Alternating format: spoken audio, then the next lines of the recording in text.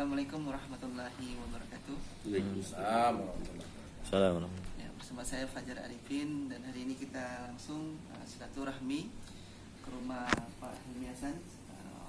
Pak Hilmi Hasan ini adalah wali kota Bengkulu yang aktif dalam dakwah. Hari ini kita mau muzakarah singkat tentang jamaah tabligh, apa itu jamaah tabligh dan apa saja yang dikerjakan oleh jamaah tabligh ini.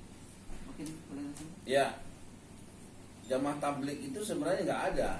Ya. Seperti itu Pak ya. Iya, jamaah tabligh itu penamaan yang diberikan oleh sebagian masyarakat kita.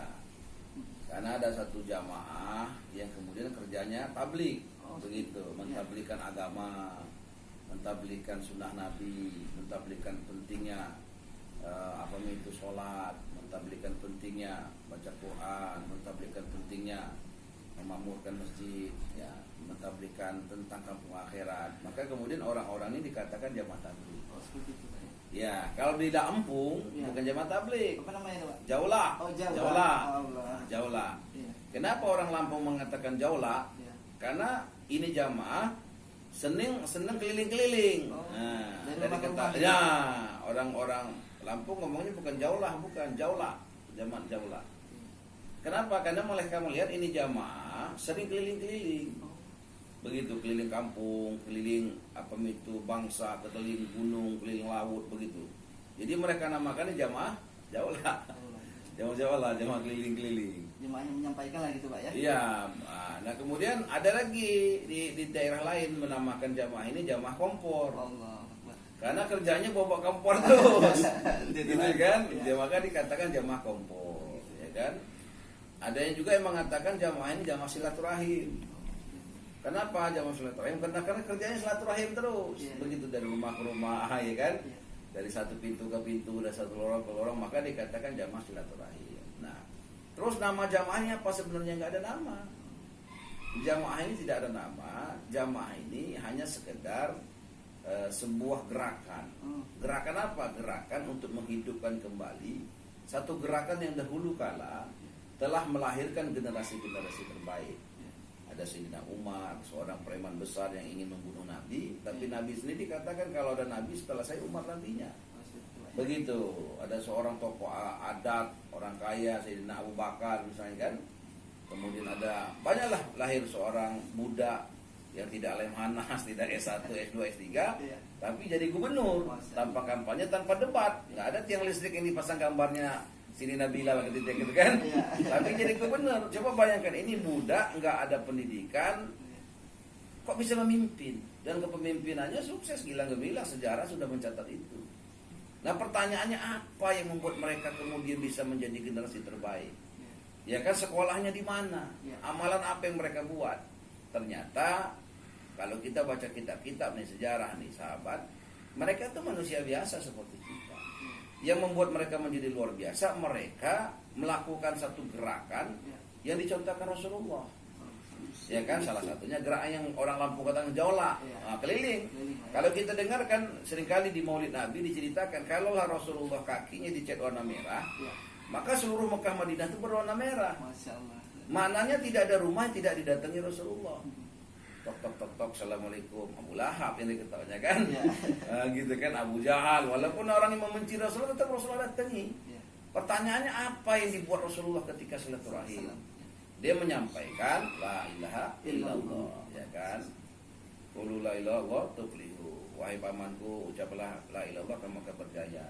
Kalimat-kalimat ini dia ke pasar, dia mana-mana. Jadi ini jamaah ini ingin mengulang-ulang satu gerakan yang telah melahirkan generasi terbaik. Contohnya siapa? Contohnya sahabat. Sahabat mencontoh siapa? Rasulullah. Maka kemudian tapi kok 3 hari, 40 hari, 4 bulan itu apa? Ya kan? Bahkan ada meninggalkan istri, kejam banget, meninggalkan anak. Loh, Nabi Ibrahim kan meninggalkan istri dan anak juga. Berapa tahun Nabi Ibrahim meninggalkan istri sama anak? 13 tahun. 13 tahun, ini mah cuma 3 hari. Kalau nggak siap 3 hari, ya 13 tahun kita buat. Cuma kan orang nggak siap 13 tahun kan. Kalau dahulu kala Nabi Ibrahim meninggalkan istri di padang pasir. Kalau Pak Hamzah ini meninggalkannya di rumah ya. Di rumah. Di rumah. Berasnya ada, persiapan makan ada, kebun kopinya ada, gitu loh. Berarti ditinggalkan dulu, persiapkan nafkah. Oh iya dong, Bukan langsung pergi-pergi gitu, bukan. Ya walaupun langsung pergi juga nggak masalah. Coba Sayyidina Abu Bakar. Ya. Ketika ditanya Rasulullah, wahai Abu Bakar, apa yang kau tinggalkan untuk anak istrimu? Apa kata Sayyidina Abu Bakar? Allah dan Rasul. Nah, Allah dan Rasul. Allah dan Rasul kira-kira salah apa benar tuh Sayyidina Abu Bakar? Benar sekali, Pak. Benar. Nah, jamaah ini Iya. meninggalkan istri anak di rumahnya ada kompor, ada makanan, masa nggak benar? Masya Allah. Iya kan? Ada teman saya tuh, dia kerja tuh ke Jepang, Iya. 3 tahun, ninggalkan anak istrinya, kira-kira salah nggak tuh? 3 tahun ninggalkan, coba. Harusnya kan dimarahin juga tuh, wah kenapa ninggalkan? Tapi itu kan cari rezeki, Pak. Loh, ini orang keliling-keliling 3 hari, 40 hari, 4 bulan tuh bukan hanya cari rezeki, cari Allah. Allah akan sampaikan sampai mendapatkan Allah, dapatkan segalanya, sampai kehilangan Allah, kehilangan segalanya. Betul nggak? Betul. Mereka ini bukan hanya cari rezeki, cari yang memberikan rezeki. Allah Subhanahu. Iya nggak? Insyaallah. Sehingga di mana letak salahnya? Benar. Dan saya coba itu kan, saya coba ke 3 hari. Setelah saya ikut 3 hari, oh saya bilang nggak salah mereka ini. Lagi makan saja, mereka mau makan tuh, mereka tanya bagaimana cara Nabi makan. Kita pernah nggak berpikir bagaimana cara Nabi makan? Jangan karena 90% orang Islam ini cara makannya beda dengan cara makan Nabi. Iya. Betul nggak? Kadang berdiri nggak banyak. Lah iya, ya kan? Nah jamaah ini itu belajar bagaimana cara makan Nabi. Dan bukan hanya belajar, tapi mengamalkan. Nah hari ini kan orang banyak tuh belajar agama, tapi bisanya berdebat, bisanya nyala-nyalain orang. Iya, cara bukan harusnya kita ini bukan berdebat dalil, tapi adalah cara ngamalkannya gimana nih? Ada ayat Quran, ada hadis. Pertanyaannya cara ngamalkannya bagaimana? Kalau saya ngamalkan ini bagaimana nih? Manfaatnya apa nih? Kan gitu. Karena agama itu sesungguhnya amalan, begitu. Makannya saja mereka menirca bagaimana cara Nabi makan, berjamaah. Kan begitu loh. Sehingga kita belajar juga makan berjamaah. Saya waktu itu belum pernah bagaimana cara makan di nampan ini kan. Kita nggak kenal orang ini, tapi enak ya Pak. Dan subhanallah makan pertama saya itu pakai nampan dengan 4 orang itu pengalaman baru. Jadi yang enak-enak didorong ke saya. Saya bilang ini gara-gara saya pejabat. Maka saya makan aja kan. Tapi ketika mau itikaf begitu, itu pakai nampan sama-sama. Pakai nampan sama-sama. Saya tanya, Pak Ustaz, kenapa saya bilang tadi waktu kita makan pakai nampan? Dan kenapa ketika kita makan yang enak didorong ke saya? Dia bilang, Pak, ini pakai nampan untuk nyatukan hati. Dan cara Nabi makan, Pak. Sunnah berarti itu. Sunnah. Ya kan? Kenapa hari ini banyak orang yang ribut, orang kelahi, rumah tangga berantakan? Karena makannya beda. Si istri makan dengan laki yang lain, si suami makan dengan perempuan yang lain. Di rumah gak nyambung akhirnya, betul nggak? Betul. Anak makan entah dengan siapa, yang bapak makan entah dengan siapa. Bagaimana mau nyambung? Tapi kalau jamaah ini saya lihat wajar mereka nyambung. Makanya satu nampan, satu hati jadinya kan gitu. Memberikan contoh terbaik. Gitu. Iya, begitupun anak-anak kalau berantem nih, anak-anak berantem, coba aja makan satu nampan. Makan satu lagi. Si A suapin si B suapin si A, nggak akan ribut lagi tuh anak. Kenapa anak ribut soal mainan, ribut soal ini soal itu? Karena mereka nggak satu hati. Di arat orang nelpon, sinyalnya nggak nyambung. Kemana kamu? Kemana? Ya kan? Oh kamu jangan marah-marahin saya, bukan marah-marahin. Salah paham. Iya. Diskomunikasi gitu. Iya, saya 4 bulan di Kamboja. Orang Kamboja katakan cara Nabi menyatukan hati umat. Beng-beng pek-pek, makan-makan jalan-jalan. Nah jamaah ini jamaah makan-makan jalan-jalan bagi saya ini. Sampai keliling dunia gitu. Sampai keliling dunia. Keliling dunia, Pak. Dan ini usaha dakwah itu berlaku di seluruh dunia. Berarti di seluruh dunia ada ya? Ada di Cina, di Israel, di mana aja. Di Amerika ada juga, Pak. Bahkan di bukit apa itu gunung apa itu? Himalaya. Bukan, yang situ lagi tuh. Wah. Kutub. Kutub utara itu ada jamaah. Norwegia gitu, Pak. Iya, seluruh dunia ini ada. Yang di pesawat ada, yang di laut ada, yang di gunung ada. Dan mereka ini nggak buat proposal, nggak minta duit siapa-siapa. Oh. Iya, mereka pakai hartanya dirinya masing-masing. Kadang ada yang jual tanah, ada yang jual kebun. Nah ini juga kadang-kadang di masyarakat salah, masa jual-jual kebun Ah, lah. iya. Sahabat itu tuh kira-kira ada nggak yang jual kebun sahabat? Banyak Pak. Lah iya kan? Iya. Sayyidina Abu Bakar itu, Toko-toko ibunda Khadijah, konglomerat, ketika dia meninggal berapa kekayaannya? Baju di badan, betul nggak? Karena untuk agama. Sekarang harta yang diberikan Allah kepada kita, ya kan, bisa kita habiskan untuk agama, atau dia akan meninggalkan kita bukan untuk agama. Kan pilihannya begitu. Nah, jamaah ini sadar kalau dunia ini hanya sementara, jembatan untuk sampai kepada kehidupan yang selama-lamanya. Sehingga mereka ingin korbankan semuanya untuk agama. Bukan korban membunuh diri, bukan itu. Bukan ngeledakin orang, bukan. Korban maksudnya itu adalah bagaimana kemudian seluruh hartanya, dirinya, waktunya itu digunakan untuk mensiarkan agama, untuk mengenalkan Allah kepada umat, mengajak umat taat kepada Allah, hidup dengan caranya Rasulullah. Dan menurut saya ini satu hal yang sangat baik sekali, sangat mulia. Kerja teknisnya apa yang dibuat mereka? Dengan mereka keluar di jalan Allah, mereka sesungguhnya islah diri, memperbaiki diri. Iya, yang tadinya marah jadi penyabar. Saya nih 3 hari pertama saya itu, sudah 3 hari pertama itu saya lihat selain makan ya tidur. Ini jamaah kok tidurnya sibuk banget, saya bilang.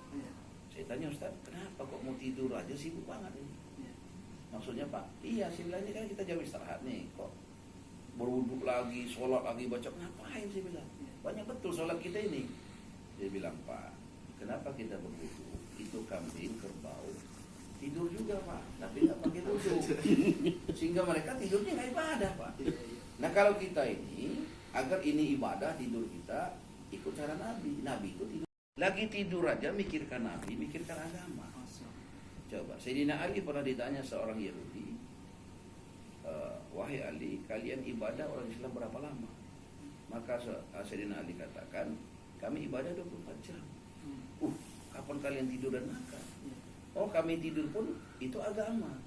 Kami makan pun agama, karena makan itu perintah Allah kan dalam Al-Quran. Ya kan? Makan tidur yang bagaimana? Yang agama kalau Muhammad Rasulullah. Kalau makannya mencontoh Rasulullah, kalau tidurnya apa tujuannya? Agar istri ini, wanita itu betah di rumah. Karena kemuliaan wanita itu di dalam rumah. Semakin betah di rumah, semakin mulia dia. Semakin gak betah di rumah, semakin gak mulia. Sebagaimana semakin betah di dalam hutan, semakin berjaya dia. Sebagaimana ikan, semakin betah di dalam air, semakin mulia dia. Tapi kalau ikan sudah gak betah di air, ini binasa ini ikan. Nah hari ini banyak wanita-wanita kita tuh coba kita lihat, banyak di dalam rumah apa di luar rumah. Luar. Ya kan? Sehingga coba, ya kan? Sehingga coba kita bagaimana suasana rumah tangga. Bagaimana anak sekarang, kita kepengen mendidik anak soleh-soleha, tapi kira-kira bisa nggak tercapai itu dengan program seperti itu? Coba kita lihat di billboard kadang-kadang jual hand traktor, tapi iklannya perempuan. Apa hubungannya hand traktor sama perempuan coba? Karena perempuan ini luar biasa, potensial betul dan orang-orang dunia tahu ini. Perempuan itu jangankan senyumnya, tangisannya saja bisa membuat orang kelepek-kelepek. Perempuan itu jangankan senyumnya, tangisannya saja bisa membuat orang kelepek-kelepek. Coba, apalagi senyumannya. Nah ini sekarang ini senyumannya, tangisannya segala macam dijual untuk kepentingan dunia. Coba kalau perempuan ini tangisannya digunakan untuk hidayah. Coba, ada yang mengatakan wanita yang soleha ini lebih hebat daripada 70-an. Karena memang wanita yang soleha ini Masya Allah. Seperti Siti Maryam misalnya. Siti Maryam itu banyak di dalam rumah apa di luar rumah. Mengusahakan setiap wanita-wanita ini seperti Siti Maryam. Siti Maryam itu betul-betul Allah senang, Allah sayang. Begitu. Sehingga sahabiah-sahabiah itu, istri-istri para sahabat itu, istri-istri yang memang dirindukan surga. Istri-istri yang betul-betul mulia. Dan dia mendidik anak-anaknya menjadi generasi-generasi terbaik. Sehingga mengusahakan setiap wanita-wanita ini seperti Siti Maryam. Siti Maryam itu betul-betul Allah senang, Allah sayang. Begitu. Sehingga sahabiah-sahabiah itu, istri-istri para sahabat itu, istri-istri yang memang dirindukan surga. Istri-istri yang betul-betul mulia. Dan dia mendidik anak-anaknya menjadi generasi-generasi terbaik. Sehingga program 3 hari, 40 hari, 4 bulan itu adalah training sebenarnya. Jadi pemanasan untuk diamalkan di kampung masing-masing, di rumah masing-masing. Bisa pulang gitu Pak ya. Ketika pulang, nanti di rumah itu ada amal musyawarah, ada taklim rumah, ada musyawarah di rumah. Di rumah dibuat sama Rumah anak istri. dibuat, makanya juga berjamaah begitu loh. Suami suapin istri, istri suapin suami begitu. Sehingga kemudian kalau itu yang dilakukan setiap rumah, orang datang kepengen masuk Islam. Iya. Karena Islam itu indah. Tapi kalau Islam kafir, ini wah teriak-teriak, wah masih caci maki, siapa yang mau tahan begitu lah. Tapi kalau di rumah subhanallah, ini suami suapin istri, istri ini benar. Betul nggak? Benar. Udah ada bahasa kasar di rumah, nggak ada caci maki. Anak datang kepada bapaknya, Pak, boleh nggak Hazel beli bakso di luar, Pak? Iya. Kira-kira bagus nggak, Pak? Ini terbentuk dari mana taklim? Oh. Anak jadi lembut kalau ada taklim rumah, ada musyawarah rumah. Tapi kalau di rumah tuh taklimnya sinetron terus, ya kan? Layang-layangan putus. Wah, akhirnya orang berpikir ini nggak bener laki saya ini, kan begitu? Iya, iya. Karena apa yang kita lihat, apa yang kita dengar, itulah kita. Jadi kalau kita lihat tuh kisah sahabat, yang kita dengar kisah sahabat, maka kita akan menjadi sahabat. Kalau nggak menjadi sahabat, mirip jadi sahabat. Kalau nggak ada mirip, kepengen mirip sahabat kira-kira gitu. Ya? Begitu Pak ya, alhamdulillah telah kita dengarkan secara langsung dari Pak Wali Kota Bengkulu, Pak Helmi Hasan. Alhamdulillah, mudah-mudahan apa yang kita dengarkan ini menjadi iktibar buat kita, pembelajaran diri buat kita, dan pengalaman hidup buat kita agar kita menjadi lebih baik. Maka untuk itu kita tutup majelis ini dengan doa tutup majelis. Subhanallah, subhanallah. Asyhadu an la ilaha illa anta astaghfiruka wa atubu ilaik. Assalamualaikum.